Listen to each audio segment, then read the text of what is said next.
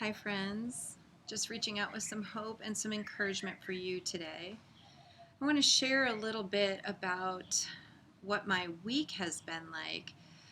With this new iteration of our situation with businesses reopening, I started to feel a new wave of anxiety and fear.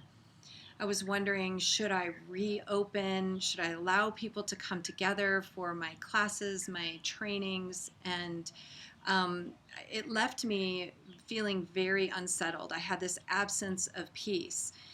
And that's the litmus test for me. If I have an absence of peace, then something is wrong, and I need to process that with the Lord. So I found myself doing what humans do, planning, talking to people. I felt like there was a lot of pressure from people to come back together in person. And the former people pleaser in me decided to show up and say hello. And I wanted, of course, to please everybody and make sure everyone was happy. But in my gut, it didn't feel right to me. As a yoga teacher and a yoga therapist, I took an oath that I would do no harm. And I wasn't confident in any way, shape, or form that in coming together, I would be doing no harm. So I spent time with this, and it brought me to Philippians chapter 4, verses 6 through 7.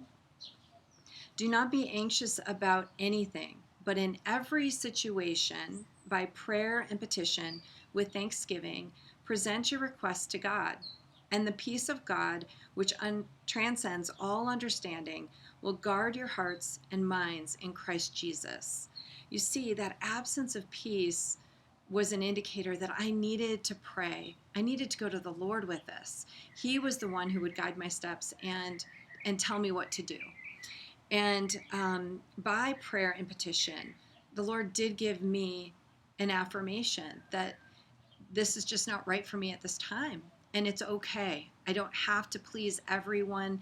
I need to stand in what He is instructing me to do right now. That's not for everybody. That's just where the Lord put me in my path, in my heart.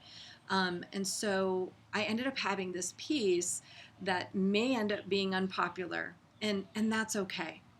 And the reality is that God meets us in the midst of that anxiety when we come to Him with prayer and petition, and when we present our requests to Him with thanksgiving in our hearts, knowing that He will answer those prayers and He will give us everything we need to navigate whatever our circumstances are. We then can feel that peace that goes beyond our circumstances, that really doesn't even make any sense in the midst of this chaos, in the midst of this uncertainty, that we could still feel that peace. But that's what He gave me, and He gives it to each and every one of us. Isaiah 35 verse 4 says, "Tell everyone who is discouraged, be strong and do not be afraid. God is coming to your rescue."